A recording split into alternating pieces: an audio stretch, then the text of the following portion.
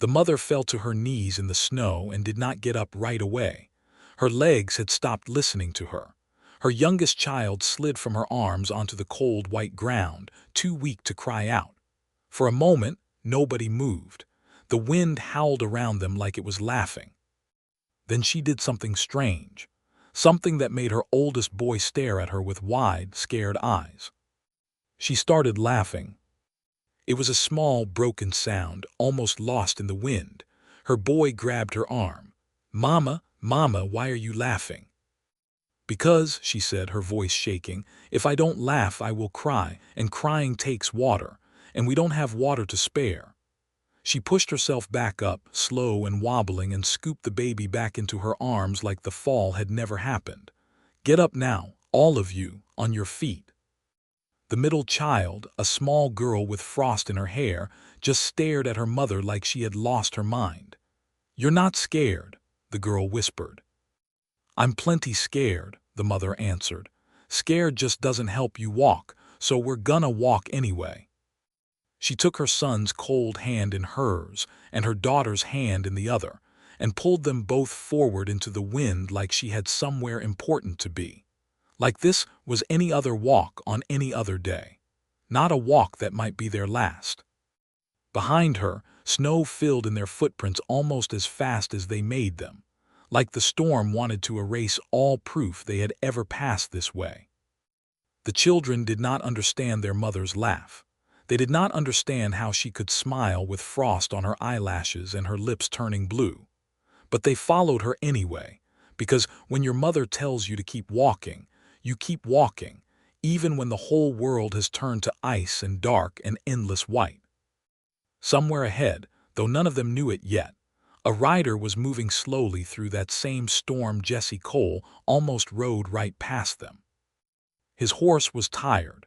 His own eyes kept closing halfway, snow stinging his face like tiny needles. He was thinking about his fire at home, his bed, maybe some coffee if he had the strength to make it. He was not thinking about anything else. Why would he be? Nobody walked out here in a storm like this. Nobody was foolish enough. Then his horse stopped walking. Jesse pulled the reins.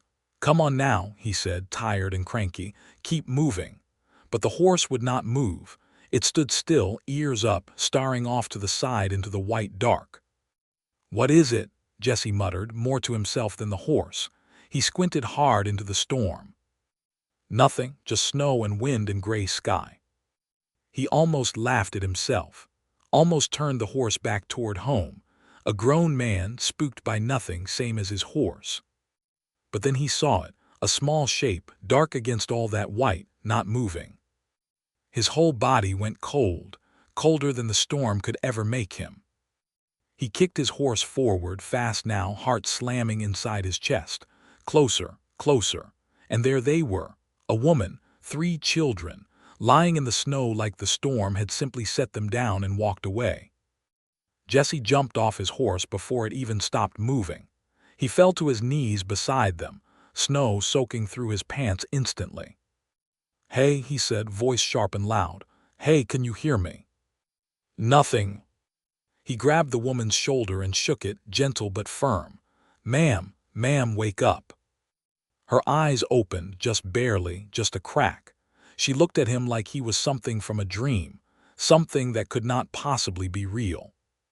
"Please," she whispered, so quiet the wind almost swallowed it whole. "My children." Jesse looked at the 3 small shapes beside her, and for one terrible second he did not know if he was already too late. Jesse checked the children first. His hands moved fast, pressing against small chests, searching for breath. The oldest boy stirred. Good. The girl in the middle let out a weak cough. Good. But the baby, wrapped tight in the mother's arms, was too still, too quiet. Jesse's stomach dropped. He tore his glove off with his teeth and pressed 2 fingers against the baby's tiny neck, right under the jaw, where his own pa had once shown him to check for life. He held his breath, waiting. "They're small, weak, but there." "He's alive," Jesse said loud, mostly to convince himself. "He's alive." The mother's eyes filled with tears that froze halfway down her cheeks. "Please," she said again, Please, mister." Jesse looked at his horse. Then he looked at the four of them. One horse. 4 freezing people. Any man with sense would say it could not be done, that the horse could not carry such weight through snow this deep, that somebody would need to walk, and walking now meant dying. Jesse did not have time to argue with sense.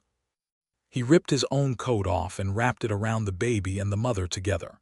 He pulled his scarf off his neck and tied it around the girl's ears, which had turned a strange, frightening white. The oldest boy watched all this with his mouth hanging open, too cold and too shocked to speak. What are you doing?" the boy finally managed. Jesse did not answer with words. He answered by lifting the mother up first, setting her on his horse, placing the baby back into her shaking arms. Then the girl settled behind her mother. Then he grabbed the boy under the arms and swung him up front, climbing up right behind him. 5 bodies, 1 horse, snow up past its knees. "Hold on tight," Jesse said, wrapping one arm around the boy like an iron bar. "All 4 of you, get in close and hold on, we're going home." The horse groaned under the weight, but it moved. One slow step. Then another. The horse stumbled twice on the way back. Both times Jesse's heart stopped along with it. "Easy," he whispered to the animal, patting its neck with a hand gone numb from cold. "Easy now, not much further." The boy in front of him had gone quiet, too quiet. Jesse shook him gently. "Hey, stay awake, tell me your name again." "Tommy," the boy mumbled, eyes fluttering shut anyway. "Tommy, keep your eyes open for me, Tommy. Can you do that?" The boy forced his eyes open, just barely, and Jesse kept talking, kept asking questions, kept the boy's mind fighting against the cold, pulling him toward sleep. Then through the blowing snow, a light appeared, small and orange and trembling in the distance. "There," Jesse said, and something like relief cracked through his tired voice. "There's home." He pushed the horse the last stretch, and the animal, sensing warmth and rest ahead, found some hidden strength and moved faster. Jesse got them down off the horse one by one, hands shaking now from cold and fear both. He kicked the door open and half carried, half dragged them all inside. The fire in the hearth had burned low, but it still glowed. Jesse threw wood on fast, building it up into a roaring blaze that filled the small house with orange light and heat. He wrapped every blanket he owned around them. He heated water and mixed it with what little broth he had, feeding it to them slow, 1 spoon at a time, careful not to rush their frozen bodies. Nobody spoke for a long while, just the crackle of fire and the sound of breathing, slow and steady, filling the small room. Then the baby cried, loud, strong, alive. The mother broke into tears, holding her baby tight against her chest. "You saved us," she whispered, looking up at Jesse. "All of us." Jesse just shook his head, tired but smiling small. "You saved yourselves walking that far. I just gave you a ride the rest of the way." Outside, the storm still howled against the walls, but inside, warm and lit by fire, 4 strangers had become something else entirely. Something like family.